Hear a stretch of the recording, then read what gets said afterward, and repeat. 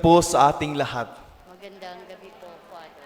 Isa sa mga napaka-importanting tanong ko sa sarili ko ay nung ako'y siguro elementary. Bakit kaya pinangalanan ako na Aidan? Wala namang Aidan sa family namin, parang sa gospel natin. Bakit kaya Aidan? No? Napatanong ako, tapos ang sabi ng aking ina, kasi nung ikay nasa sinapupunan ko, mayroong isang American actor na napakagwapo. Sabi ko, ganun lang ba? At because of that, pinangalanan akong Aidan. Nung ako'y pumasok sa seminaryo, I was trying to search kung ano ba talaga yung meaning ng Aidan. And lo and behold, nakita ko at tuwang-tuwa ko kasi meron palang isang santo na pangalan ay Saint Aidan. Sabi ko, ay, at least, at least yung pangalan ko pala isang santo. At as I keep on searching, ang meaning pala ng word na Aidan is little fire of hope. Maliit na, anong fire sa Tagalog? Apoy ng pag-asa. Parang nung nakita ko yung meaning niya, parang nakakaiyak naman ng meaning ng aking pangalan. Little fire of hope. And because of that, paraki kong sinasabi sa sarili ko na kapag ako'y maging pare, I really want to give hope to people. Na kapag ako'y maging pare, hopefully, when I encounter people, nagbibigay ako ng pag-asa sa ibang tao. Hopefully, kapag ako'y maging pare, magbibigay ako ng pag-asa through my sermon and homily. Kasi napaka-importante talaga ang pangalan. Di ho ba? In our gospel for the day, ang pangalan na ibinigay sa sanggol ay Juan, which means God is gracious. Why? Because in the life of Elizabeth and Zachariah, God was so gracious to them. At first, they experienced some painful experiences kasi, of course, maraming usap-usapan. Bakit kaya itong dalawang mag-asawa nito? Mabait naman sila, pero bakit hindi sila nagkaanak? Bakit naging baog? And the interpretation of those people in their society, kapag wala kang anak, siguro may ginawa kang masama. Or siguro, your ancestors have done something wrong against the Lord. Or siguro, hindi talaga kayo blessed. Kung kayo kaya ang nasa kalagayan ni Elizabeth at ni Zachariah, di ba masakit tanggapin? Pero God became part and intervened in the history of those couple at binigyan sila ng sanggol. And because of that, God was so gracious to them. Ang tanong natin ngayon mga kapatid, ikaw, anong pangalan mo? Anong meaning ng pangalan mo? Ano? Ano ba talagang meaning ng pangalan mo? Marites. Mari anong latest. Pero when I was thinking about Marites, maganda naman talaga pangalan, Mary and Teres. No, nagiging iba na yung meaning kasi sa buhay natin ngayon, nag-evolve yung meaning. Pero if you try to look at deeper, may meaning ang pangalan natin. At hopefully, we will try to live out the meaning of our name. In our first reading, we have heard, my dear friends, what was the task and mission that was entrusted to Israel? According to our first reading, Israel will become the light of the world. Nagbibigay liwanag sa buong mundo. Ikaw ba mga kapatid? Nagbibigay liwanag ka ba sa kapwa-tao mo? Sa kapwa mo? Saint John the Baptist is a prophet who became light of the world. He proclaimed the good news and he became the light, especially those people who are living in darkness.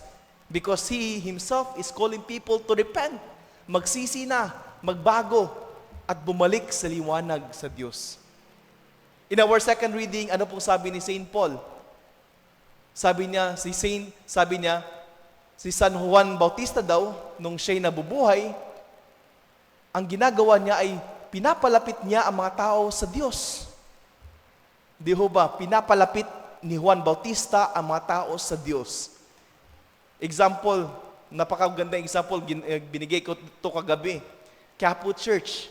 Di ba? Ang Quiapo Church is being known for what? Ha? Nazareno, di ho ba? Pero alam niyo ba anong to yung pangalan talaga ng Quiapo Church? Di ba Saint John the Baptist? No? It's a parish dedicated to Saint John the Baptist. Pero in reality, mas known pa si Poong Nazareno compare kang Saint John the Baptist because that was the mission of John the Baptist. His mission is not to be pabida-bida. His mission is to point to people that this is Christ, the Lamb of God. And siguro, yun din po yung mission natin, kagaya ni San Juan Bautista. Naway, kapag makita po tayo ng ibang tao, madala po natin sila sa Diyos. Minsan kasi, ang realidad, kung sino pa yung aktibo sa simbahan, sila pa yung dahilan bakit ang ibang tao hindi nagsisimba. Ay, maldita yung collector kasi. Ay, pinagalitan ako ng commentator. Ay, sorry. Ay, stricto kasi yung si father. Instead of bringing people to Christ, ang nangyayari, tayo patuloy ang nagtataboy sa ibang tao, palayo sa Diyos. Yun po ang reminder sa atin. As we celebrate today the feast of the Nativity, ang kapanganakan ni San Juan Bautista, we are being reminded of the history of Saint John. About his name, that his name is, which means God is so gracious, that part of his mission is to become light of the world. And of course, his mission, when he was here in this world, he bring people closer to Jesus. And you see, my dear friends, I have a very good example, very concrete example. Nung ako'y diakono pa lang, way back siguro 7 years ago, kasi magsa 7 years na ako pare. No, sumakay ako sa Grab, no, from Cubao kasi nag free day ako sa Cubao, parang window shopping lang ganun tingin, no. No, kasi na-assign pa ako dati sa isang parokya sa may sa may Cubao, no. At pag-uwi na ako ng parokya, nakasakay ako ng may isang Grab driver, no, na siguro he was then mga 20 years old. Isang lalaki, binata. At during yung pauwi na ako sa parokya, no, kwento-kwentuhan, at nirealize ko pala, at nag-open up siya kasi nalaman niya, ay, papunta ka pala sa parokya, parang pari po ba kayo? Sabi ko, gano'n. No? Pero that time, nag-open up siya, at sabi niya, marami siyang problema to the point na mayroon siyang tendency to commit suicide. Ganon. Sabi ko, okay, sige, I will get your number, just text lang tayo. Dumating sa punto na tumatawag siya sa akin, Father, please pray for me kasi nasa hospital ako. Bakit ano nangyari sa iyo? Kasi kagabi, uminom ako ng maraming gamot. sabi ko, ano ba yan? sabi, chillax ka lang. Sabi ko, kapag may problema, huwag masyadong damdamin, lumilipas din yan. To make the long story short, I was with him. I've been really in contact with him until now. No, until now. Nakagraduate siya ng college, no? And right now, he is magpo-fourth year law student na po siya. You see? It's a simple kamustahan na ang kamustahan ko ay nagiging siguro nagbigay ng pag-asa sa batang ito. At natutuwa ko kasi iba talaga gumalo ang Diyos. At para sa akin, ang pinaghuhugutan ko talaga ngayon bilang isang pari is for me to be true to my name. To bring little fire of hope for those people who are hopeless. Kasi dumating din sa punto sa buhay ko bilang isang pari na minsan nawawalan ako ng pag-asa. Especially during pandemic, na para bang pari ako pero hindi ako nakakamisa kasi lockdown. Pari ako na assign sa school pero walang mga estudyante. No? Parang na-depress.